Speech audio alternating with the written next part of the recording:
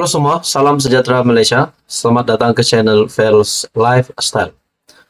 Teman-teman, sebelum ini kita mendengar pendedahan dari SPRM berkaitan dengan pembekuan akaun RM40 juta, di mana terdapat beberapa penahanan dan ada juga senarai yang masih dalam pencarian. Bahkan yang mengejutkan, di dalam senarai ini ada nama Tan Sri dan juga Datuk Seri. Akhirnya, saudara-saudara, dalam sebuah pendedahan SPRM sebelum ini, berkaitan dengan pembekuan akaun RM40 juta, dan juga berkaitan dengan dana syarikat judi yang membiayai kempen parti pada pilihan raya umum ke-14, pilihan raya umum ke-15, serta pilihan raya negeri 6 negeri yang baru-baru ini dilaksanakan. Akhirnya hari ini pula terdapat satu lagi pendedahan baru. Kali ini bukan RM40 juta. Kali ini satu artikel dari Utusan Malaysia mengesahkan lagi akaun RM50 juta dibekukan. Di sini masih terletak tanda tanya. Siapakah akaunnya yang dibekukan? Di mana artikel ini mengesahkan akaun 50 juta dibekukan. Adakah di dalam senarai yang dikeluarkan, di mana 14 penahanan itu, termasuk Datuk Seri dan Tan Sri, adakah juga termasuk Tan Sri Muhyiddin Yassin, Tan Sri Abdul Hadi Awang, ataupun mungkin kepimpinan PN yang lain, ataupun mungkin Tun Mahathir? Itu semua menjadi persoalan. Dalam artikel ini, dari Utusan Malaysia, beberapa lagi akaun milik individu dan syarikat dibekukan Suruhanjaya Pencegahan Rasuah Malaysia bernilai RM50 juta berhubung siasatan pemberian rasuah oleh syarikat perjudian itu. Satu sumber memberitahu Utusan Malaysia, nilai itu merupakan pembekuan aset terkini yang dilakukan SPRM hasil penahanan 14 individu, termasuk Tan Sri dan Datuk Seri, berhubung siasatan pemberian rasuah oleh syarikat perjudian itu, menurut Utusan Malaysia. Jadi sebelum ini kita mendengar RM40 juta, hari ini pula RM50 juta lagi dibekukan. Jadi persoalannya, siapakah pemegang akaun syarikat ataupun individu yang dibekukan ini sehingga RM50 juta? Menjadi tanda tanya. Adakah Tan Sri Muhyiddin Yassin? Adakah Tan Sri Abdul Hadi Awang?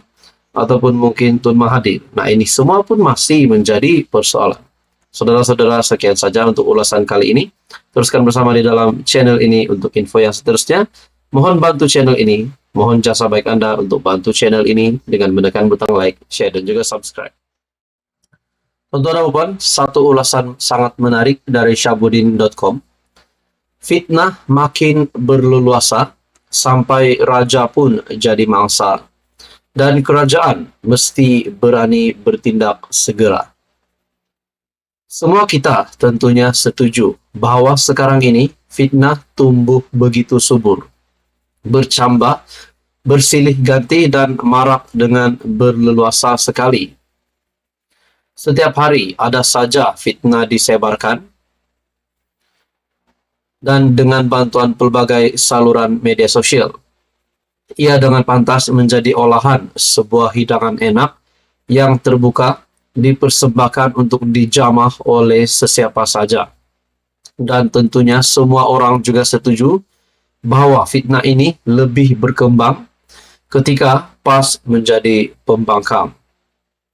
Ada fitnah yang segera disedari oleh pembuatnya, lalu mereka segera memohon maaf, dan tidak kurang yang kebenarannya hanya terbukti setelah dibawa ke mahkamah. Menurut ulasan awal dari Syahbudin.com ini, perenggan awal yang saya lihat, yang menariknya, dan tentunya semua orang setuju bahwa fitnah ini lebih berkembang di ketika PAS menjadi pembangkang. Adakah pemfitnah-pemfitnah ini datangnya dari kepimpinan PAS ataupun Perikatan Nasional.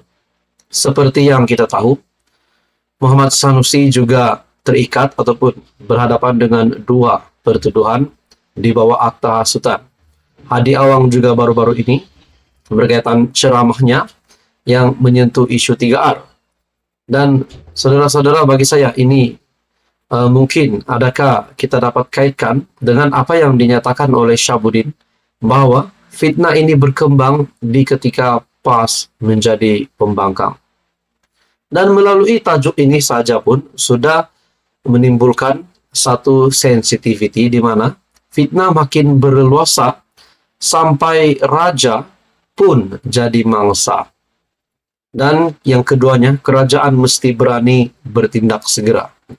Adakah maksud di sini kerajaan mesti berani adalah semua pemfitnah ataupun semua yang menyentuh kedudukan majelis, kedudukan institusi diraja, kedudukan raja-raja Melayu yang di Pertuan Agong, Istana Negara ini patut dikenakan tindakan, patut dipenjara ataupun sekadar digunakan tindakan.